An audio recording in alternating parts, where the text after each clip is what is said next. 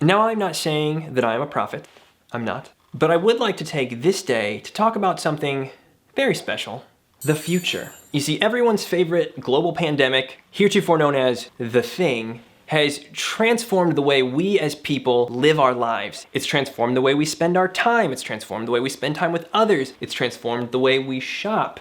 And I think we all understand at some level that for better or worse, a lot of those changes that we're seeing, they're not just temporary, which leaves a lot of small businesses asking, well, what does that mean for me? What does that mean for the way that I interact with my customers? What does that mean for the way that I sell my products? And wouldn't you know it, that is exactly what I want to talk about today. What a coincidence. So what I want to do today is talk about some of those tools and topics and hot button issues that aren't just going to be relevant right now, but are going to be relevant on into the future. Talking about the future. Now, do I know for sure that all these things are going to happen? I have no idea. But we'll just call them my predictions. It's like the weather. If I get 20% of it right, you're still gonna be surprised. And so, without further ado, let's get into it.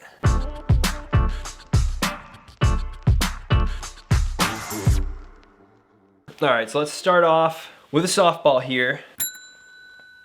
Internet usage is up, streaming services are up, and buying things online is through the roof. Because it's become nearly impossible to buy things in public, buying things online has just become the way that we operate. So in our post-pandemic world, when we think about buying, even though we'll have the ability to go to physical locations, because it's been so ingrained in our minds, our first thought isn't going to be, oh, I should drive to that brick and mortar store. Our first thought is going to be, what website can I buy that from? And so it only behooves you to hop on that train as soon as you can, because when things go back to normal, whatever the new normal is, selling online is going to be a big part of that. So that's all I'm gonna say. Selling online, it's number one. Have you set up your online shopping store?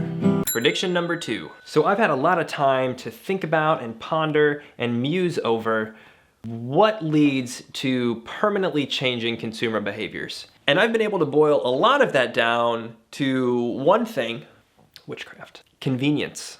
As people spend more time buying things online, they are going to crave tools and resources that will enable them to transact easier. The more convenient it is for customers to transact with you right now, the more likely it is that they're going to complete their purchases. Now, convenience is a funny thing because it's always relative. And so something only feels convenient or easy until something else more convenient comes along. And so for years and years, when it's come to e-commerce and paying for things online, we've had to type in our credit cards. And that was just a fact of life. And yeah, it was kind of annoying, but it was never that bad. Right? Like, we didn't mind that much. I mean, some of us did. But for the most part, it wasn't that big of a deal. And then along comes old Apple Pay. And Apple Pay says, typing things in?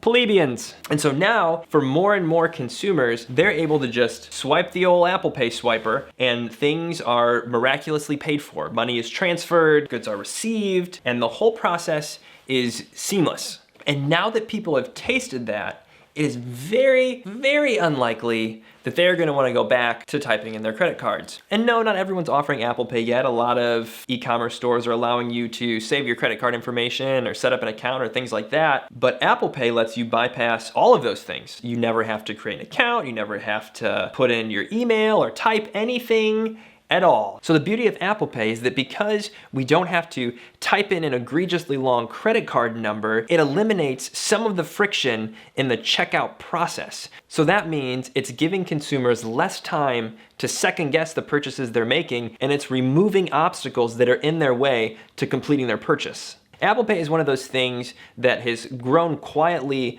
in the background, and it's going to become increasingly more important as we spend more time online and we spend more time shopping online. Prediction number three. Now, we've heard a lot about curbside pickup over the last few months. For people who've needed to go and pick things up from a physical location, whether that's food or just a retail store that doesn't offer local delivery or shipping options, curbside pickup has been that go-to. And the thing about curbside pickup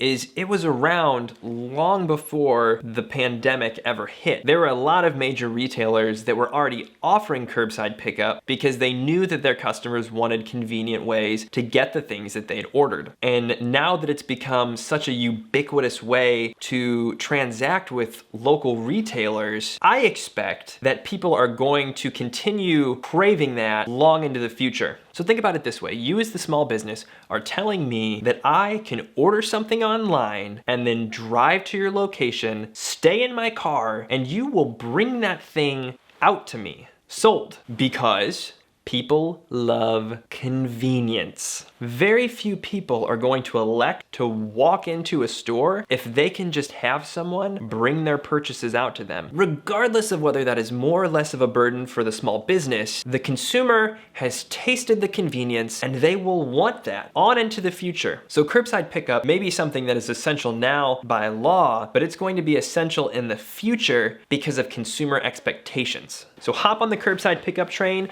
because people want it. Prediction number 4. Amazon has been under a tremendous amount of pressure during the pandemic to be able to continuously fulfill orders for life essentials. And so something they've been forced to do because of that is to prioritize delivering some products over other products. And so there are certain sellers who have had customers buy things and they have not been able to get the things that they've bought in the time that it was promised. And so to one degree or another, that has reflected poorly on those businesses. And what I think that's done is that while it is abundantly clear that third-party fulfillment is convenient and it generally 99% of the time works as promised, is inherently risky at some level. Because the problem is that no matter how often that fulfillment works, as described, sellers have realized that they don't have complete control over that process. Now, do I think that using Fulfilled by Amazon or other third-party fulfillment centers is something that you shouldn't do or you should be unreasonably worried about? I think 99.99999% of the time, these third-party fulfillment centers are going to work as described. And it's not something that sellers should necessarily worry about. But I think that because this experience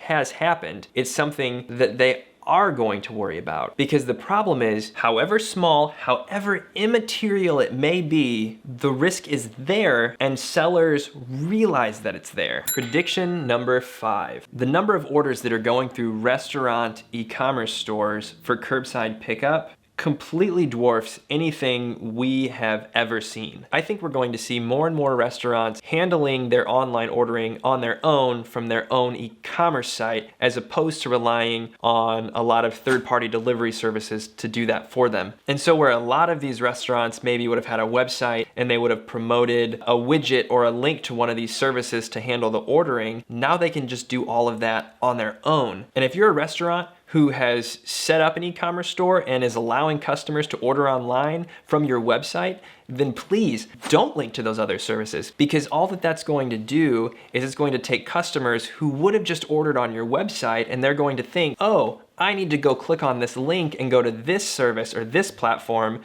to order from there. That's what they want me to do. And that's not the case. That's not at all what you want them to do. Because if they do that, then a portion of your profits are going to go to the platform that facilitated that order. And I'm not saying those platforms aren't valuable, but if someone's already on your website and they're willing to do curbside pickup, or you have a way to handle local delivery, don't give your customers an option to use one of those other services. Especially with Ecwid, it makes it so easy to take your menu, set up an e-commerce store, and do online delivery with curbside pickup all on your own. That way you're not paying for services that you didn't really need in the first place. And sure, if you have the means, set up accounts on those platforms so that if someone is going there first and they're not coming to your website, they can still order with you and they can still transact, but don't make those services the default. Is your restaurant using third-party delivery? You'll have to pay a fee, and that's not cool. And one more note on that topic, make sure that the phone number listed on your Google business listing is actually the phone number for your physical location and not the phone number for one of those third-party services if you set those up. The problem is Google tends to index those phone numbers over your actual physical phone number, which means that when one of your customers who's trying to contact you directly calls that number, that service will have technically facilitated that sale and therefore be entitled to the fee that they would normally charge. And that is definitely not something you want to happen, because that's just money coming out of your pocket that should have been yours to begin with. So I'd encourage you, go check that out. And if you do find out that the phone number listed isn't the phone number you want listed, I'll add a link to a help article here in the description to help you get that changed. And I think that's about it. That is all the predictions that I have for you today. If there's anything you think I missed or something you'd like to share, let us know in the comments. And if there's a video you'd like to see us do in the future, definitely let us know that too. And as always, don't forget to subscribe, follow us on social media, and check out the blog for even more tips and tricks. And we'll see you back here soon. Apple Pay, oh, Apple Pay. That's an original, don't steal it. Oh, it's so bad.